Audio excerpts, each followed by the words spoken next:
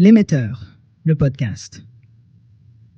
Imaginez une société où la culture est réduite à un simple spectacle, où la politique devient un jeu de slogans creux, où l'éducation se transforme en une suite d'images séduisantes, et où la réflexion s'efface derrière un flot incessant de distractions.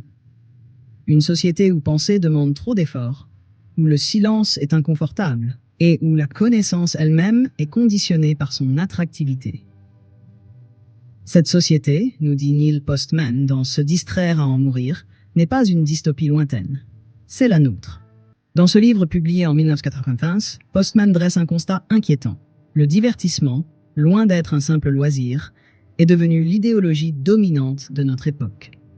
Ce n'est pas seulement que nous aimons nous divertir, c'est que nous avons appris à ne plus exister autrement qu'à travers le prisme du divertissement. La télévision, en remodelant la manière dont nous consommons l'information, a vidé de leur substance des institutions essentielles comme la politique, la religion ou l'éducation. Ce qui était autrefois des lieux de réflexion et de transmission du savoir s'est transformé en machine à capter l'attention, soumise aux impératifs du spectacle. Et contrairement à la vision d'Orwell, où l'oppression naît du contrôle de l'information, nous sommes confrontés à un autre danger, bien plus insidieux, celui qu'Aldous Huxley avait prédit dans Le meilleur des mondes. Un monde où la tyrannie ne vient pas de la censure, mais d'un excès de distraction futile qui nous empêche de penser. Dans ce monde, il n'y a pas besoin d'interdire les livres, car plus personne ne veut les lire. Il n'y a pas besoin de réprimer les idées, car elles se noient d'elles-mêmes dans l'océan du divertissement immédiat. Ce n'est pas le pouvoir qui nous prive de réflexion. C'est notre propre addiction à l'instantané, au sensationnel, à l'éphémère. Mais si Postman tirait déjà la sonnette d'alarme il y a près de 40 ans, qu'en est-il aujourd'hui? Depuis l'essor d'Internet, des réseaux sociaux et des plateformes de streaming, l'information est devenue plus accessible que jamais. Et pourtant, la culture du zapping n'a jamais été aussi omniprésente. Chaque minute, des millions de vidéos sont mises en ligne. Chaque jour, nous faisons défiler des centaines de contenus, des images, des articles, des messages, sans jamais nous arrêter pour réfléchir à ce que nous consommons réellement. Notre capacité de concentration s'effrite, et avec elle, notre aptitude à distinguer le sens de l'insignifiant. Sommes-nous plus lucides qu'avant, ou avons-nous plongé encore plus profondément dans cette spirale du divertissement total? Avons-nous appris à utiliser ces outils pour nous élever intellectuellement, ou ne sont-ils que des extensions de cette logique du spectacle qui nous pousse à consommer toujours plus, sans jamais digérer? Dans cette vidéo, nous allons explorer les thèses de Neil Postman et voir en quoi elles résonnent encore plus fortement à notre époque. Alors, sommes-nous réellement en train de nous distraire, à en mourir? Le divertissement comme nouvelle idéologie dominante. À l'origine, le divertissement n'était qu'un simple loisir, une parenthèse dans le cours de la vie quotidienne. Il existait en parallèle des activités sérieuses, distinctes et bien délimitées. La politique, l'éducation, la religion et l'information fonctionnaient indépendamment du spectacle. Mais selon Neil Postman, quelque chose a changé avec l'essor des médias audiovisuels et plus particulièrement avec la télévision. Ce qui relevait autrefois d'un moment de détente s'est progressivement imposé comme la grille de lecture dominante de la réalité. Du loisir à la norme culturelle. Le triomphe du divertissement. Postman observe que l'évolution des médias a bouleversé notre rapport au savoir et à la culture. Dans une société dominée par l'écrit, l'information exigeait un effort. Lire, comprendre, analyser. Mais avec l'image comme principal véhicule du message, l'attention du public est devenue une ressource à capter, et les médias ont évolué en conséquence. La télévision en particulier a imposé une nouvelle règle. Tout doit être attractif, rapide et plaisant. Peu à peu, la frontière entre l'information et le divertissement s'est estompée. Ainsi, ce qui était autrefois considéré comme un simple plaisir annexe s'est transformé en une exigence culturelle. Les contenus longs, complexes et nécessitant une réflexion soutenue sont devenus minoritaires, tandis que la légèreté et l'immédiateté se sont imposées comme normes. La profondeur intellectuelle n'a pas disparu, mais elle se trouve de plus en plus marginalisée dans un monde où chaque message doit séduire instantanément pour exister. Comment les médias audiovisuels ont transformé notre perception de la réalité. L'un des constats les plus frappants de se distraire à en mourir est que la télévision ne se contente pas de transmettre de l'information. Elle transforme la manière dont nous comprenons le monde. Postman explique que l'image télévisuelle privilégie l'émotion au détriment de l'argumentation. Là où l'écrit permettait de structurer une pensée, la télévision impose une logique du spectacle, où chaque sujet doit être captivant, sous peine d'être ignoré. Cela a des conséquences profondes sur notre capacité à penser de manière critique. L'attention du public étant soumise à une surenchère de stimulation visuelle, l'habitude de la réflexion linéaire et progressive s'efface. On passe d'un sujet à un autre sans transition, sans approfondissement, dans une logique de consommation instantanée. L'information devient alors un produit comme un autre, conçu pour être consommé rapidement avant d'être remplacé par le suivant. La transformation de la politique, de la religion et de l'éducation en spectacle. Postman souligne que cette nouvelle logique du divertissement ne s'est pas limitée aux émissions de variété. Elle a contaminé des domaines aussi fondamentaux que la politique, la religion et l'éducation. La politique spectacle. Autrefois, le débat politique se jouait dans l'espace écrit. Discours, manifeste, analyse. Il fallait convaincre par la solidité des arguments. Mais la télévision a changé la donne. Désormais, l'image prime sur le fond. Un candidat n'est plus jugé sur son raisonnement, mais sur son charisme, son aisance face aux caméras, sa capacité à délivrer une punchline mémorable. Les discours se raccourcissent, la nuance disparaît et la politique devient une mise en scène où l'apparence compte plus que le contenu. La religion télégénique. Dans Se distraire à en mourir, Postman analyse aussi comment la télévision a remodelé la religion. Là où la spiritualité impliquait autrefois un engagement personnel et un approfondissement des textes, elle est devenue pour certains un simple produit télévisuel. Les prêcheurs charismatiques s'adaptent aux exigences du médium. Discours court, émotion immédiate, mise en scène spectaculaire. L'expérience religieuse devient un show où l'adhésion passe davantage par l'émotion que par la réflexion ou la quête spirituelle. L'éducation simplifiée à l'extrême. L'éducation n'a pas été épargnée par cette logique du divertissement. Postman déplore que la transmission du savoir, qui demandait autrefois un effort de concentration et une progression rigoureuse, soit peu à peu remodelée pour s'adapter aux nouvelles attentes du public. Apprendre devient synonyme de s'amuser, et tout ce qui exige un effort prolongé tend à être perçu comme rébarbatif. Résultat, la pédagogie s'adapte, mais au prix d'une perte de rigueur. Les élèves, habitués à la stimulation rapide et constante, peinent de plus en plus à se concentrer sur des idées complexes. Un monde régi par l'instantanéité. Postman conclut que nous avons glissé d'une société où le divertissement était un simple loisir à une société où il façonne désormais toutes les sphères du savoir et du pouvoir. Loin d'être anecdotique, ce changement influence la manière dont nous pensons, décidons et interprétons le monde. Dans un tel système, la réflexion profonde devient une anomalie et l'information doit être réduite à un spectacle permanent pour ne pas être éclipsée.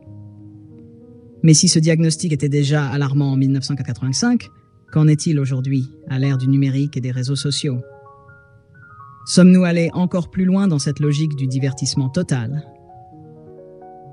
Dans Se distraire à en mourir, Neil Postman fait une analyse comparative fascinante des deux grandes dystopies du XXe siècle, 1984 de George Orwell et Le meilleur des mondes d'Aldous Huxley.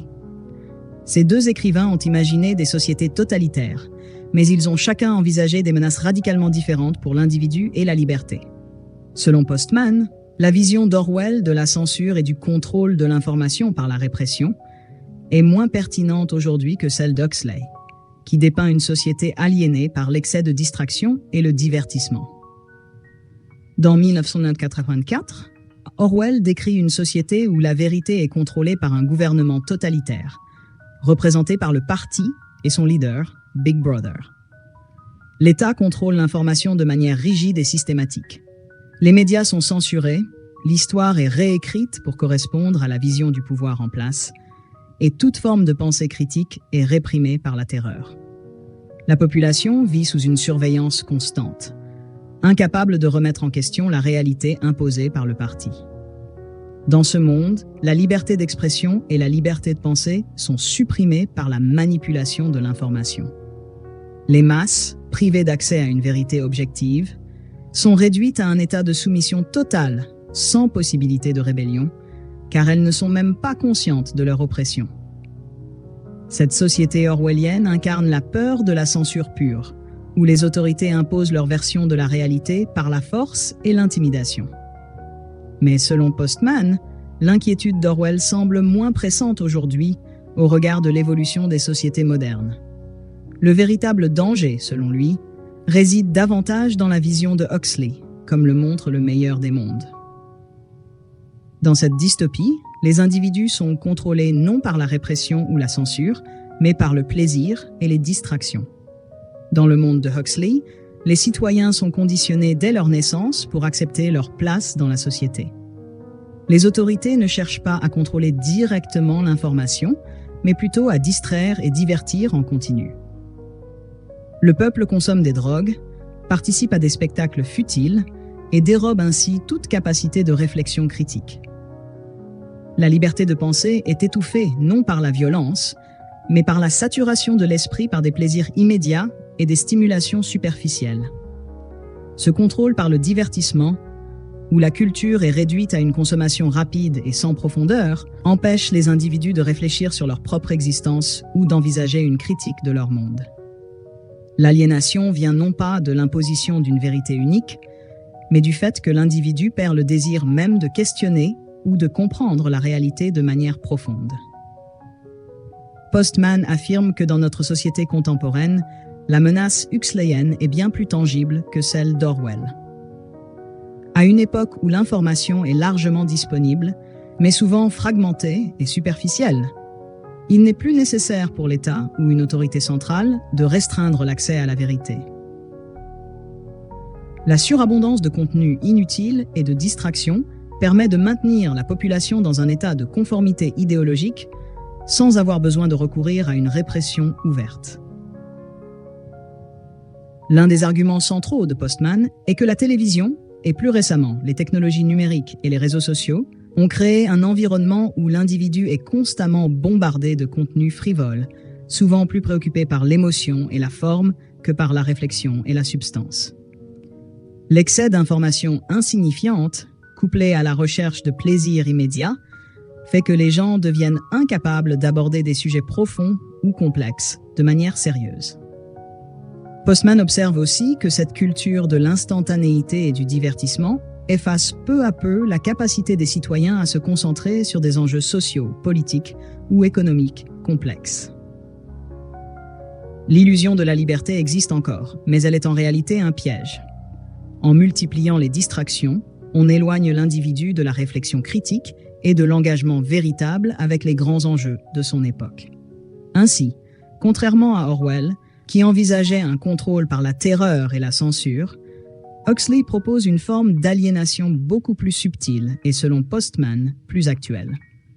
En nous accaparant sans cesse avec du contenu rapide, émotionnel et divertissant, nous nous éloignons progressivement de ce qui constitue une véritable culture, la réflexion, l'analyse et la capacité à interroger le monde qui nous entoure. Si Orwell nous mettait en garde contre un avenir où les autorités domineraient la pensée par la peur, Huxley, à travers Postman, nous avertit qu'aujourd'hui, nous risquons de devenir esclaves de notre propre désir de distraction et de divertissement, oubliant ainsi les responsabilités intellectuelles et sociales qui socialent d'une société saine. La télévision, selon Postman, joue un rôle central dans la transformation de la culture moderne, un phénomène qui lie directement au déclin intellectuel et culturel. Elle symbolise le passage majeur d'une culture basée sur l'écrit à une culture dominée par l'image, et par là même, elle contribue à la perte de la pensée critique. Ce changement de paradigme, qui s'est intensifié avec l'essor de la télévision dans les années 1950 et qui a continué avec l'Internet et les réseaux sociaux, a des conséquences profondes sur la manière dont nous abordons et comprenons le monde. Le passage de la culture de l'écrit à la culture de l'image a modifié non seulement les formes d'expression, mais aussi les modes de réflexion. Avant l'arrivée de la télévision, la culture écrite régnait en maître. Les livres, les journaux, les essais, les débats philosophiques ou scientifiques exigeaient une réflexion approfondie. L'écrit incitait à la lenteur, à la concentration et à l'analyse. L'image, en revanche, introduit une immédiateté qui court-circuite le processus intellectuel. En remplaçant les mots par des images en mouvement, la télévision a transféré notre attention vers des représentations visuelles qui, bien souvent, manquent de profondeur et ne nécessitent pas d'efforts mentaux significatifs pour être consommées. Ce passage de la réflexion écrite à la consommation passive de l'image a eu un effet collatéral majeur, la perte progressive de la pensée critique. Quand les informations sont délivrées sous forme d'images, de vidéos et de sons, le spectateur est entraîné dans un flot continu d'émotions et de stimuli sensoriels. Ces informations ne demandent plus d'efforts pour être comprises. La réflexion en profondeur devient superflue.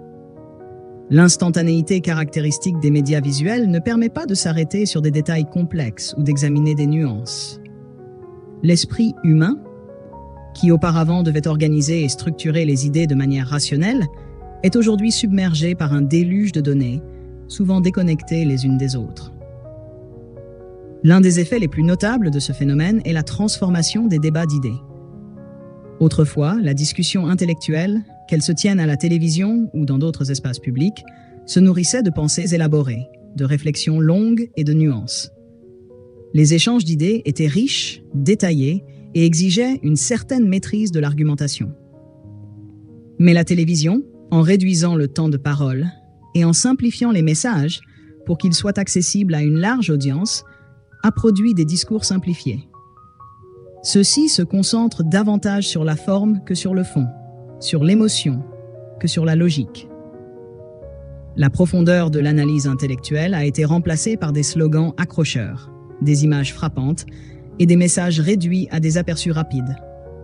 La télévision ne se contente pas de simplifier les informations. Elle les réduit souvent à des représentations émotionnelles. Là où l'écrit permet de développer des raisonnements complexes, la télévision attire les spectateurs par des émotions fortes, des scènes percutantes et des anecdotes personnelles. Ce mode de communication, qui favorise la réaction instantanée plutôt que la réflexion, mène à un appauvrissement du débat public. Les idées deviennent des produits d'un divertissement qui s'adresse d'abord à l'affectif, et non plus à la rationalité. Les débats politiques, par exemple, sont souvent réduits à des confrontations simplistes, où les arguments sont noyés sous des spectacles d'émotions, des gestes dramatiques et des slogans. Ce phénomène est d'autant plus accentué par la multiplicité des chaînes et des plateformes, où chaque émission ou reportage doit capter l'attention immédiatement. La culture de l'immédiateté a pris le pas sur la culture de la réflexion. Cette évolution se nourrit de l'idéologie du divertissement, qui a progressivement remplacé l'éthique du savoir et de la réflexion sérieuse. L'individu moderne, face à ce flot constant d'images, devient plus passif, absorbant l'information sans se donner la peine de l'analyser, d'en saisir les subtilités ou d'en comprendre les implications. Ce changement ne se limite pas à un simple changement de forme dans la diffusion de l'information. Il touche également la manière dont la société se construit. La télévision, en encourageant une approche superficielle des sujets et en favorisant des messages courts et émotionnels, appauvrit la culture collective et réduit la capacité à s'engager dans des discussions sérieuses sur des sujets importants. L'information devient un spectacle, le débat un show et la pensée critique une compétence de plus en plus rare. L'émergence d'Internet et des réseaux sociaux a exacerbé les tendances déjà amorcées par la télévision, mais avec des spécificités qui en font un phénomène encore plus pernicieux, mais également porteur de nouvelles possibilités. Ce double visage de la technologie moderne, à la fois amplificateur de l'immédiateté et possible vecteur de libération intellectuelle, pose une question fondamentale. Sommes-nous en train de vivre une évolution vers une société plus ouverte et démocratique, ou bien nous dirigeons-nous vers une nouvelle forme de servitude, davantage subtile, mais tout aussi dangereuse? L'un des phénomènes les plus marquants d'Internet et des réseaux sociaux est la culture du zapping, une façon de consommer l'information qui s'inspire directement du comportement développé face à la télévision. Le zapping numérique, alimenté par une multitude de notifications, de vidéos en boucle et de contenus divers, nous pousse à passer constamment d'une distraction à une autre, sans jamais réellement nous arrêter ni nous engager en profondeur. Cette frénésie du clic constant et de la navigation rapide répond à un besoin immédiat de stimulation qui est en grande partie dicté par l'activation de la dopamine, ce neurotransmetteur lié au plaisir et à la gratification instantanée. Les réseaux sociaux ont compris que notre cerveau réagit positivement à ces petites récompenses, créant ainsi une addiction numérique. Chaque notification, chaque like, chaque message reçu est un stimulus qui nous incite à revenir sans cesse. Ce cycle de gratification rapide modifie notre manière de penser, réduisant notre capacité à nous concentrer sur des tâches longues ou complexes. Nous devenons de plus en plus enclins à rechercher des plaisirs instantanés. En nous concentrant sur des informations superficielles et émotionnellement engageantes, plutôt que sur des analyses ou des réflexions profondes. Les algorithmes de recommandation, qui déterminent le contenu que nous voyons sur nos fils d'actualité, exacerbent cette tendance. Ces algorithmes, conçus pour maximiser notre engagement, privilégient les contenus qui suscitent une forte réaction émotionnelle et une interaction rapide. Ils nous enferment dans des bulles d'information où nous recevons constamment des contenus similaires à ceux que nous avons déjà consultés, renforçant ainsi nos préjugés et nos biais. Ce phénomène de personnalisation de l'information devient particulièrement inquiétant lorsque l'on prend en compte les conséquences sur notre pensée critique. En nous exposant uniquement à des contenus que nous sommes susceptibles d'apprécier ou de partager, ces plateformes réduisent notre exposition à des perspectives nouvelles et à des idées divergentes. Au lieu de favoriser un dialogue intellectuel, elles nous enferment dans des échos de notre propre vision du monde. Ainsi, Internet et les réseaux sociaux, loin d'être des espaces ouverts de débat et d'échange d'idées, deviennent des lieux où l'attention est manipulée, fragmentée et captée dans un but commercial. Les entreprises qui possèdent ces plateformes savent qu'elles peuvent vendre notre attention, qu'elles peuvent nous contrôler en créant des habitudes de consommation numérique. Le contenu devient une marchandise et notre capacité à réfléchir sur des sujets importants est réduite à une simple transaction clic et de like. Il devient plus difficile de maintenir une conversation sérieuse, de traiter des sujets de fond ou de mener des réflexions complexes. Cependant, malgré cette dimension aliénante, Internet présente aussi des possibilités inédites de libération intellectuelle. Il offre un accès presque illimité à l'information, permettant à toute personne disposant d'une connexion de se former, de découvrir des idées nouvelles et de s'engager dans des débats intellectuels.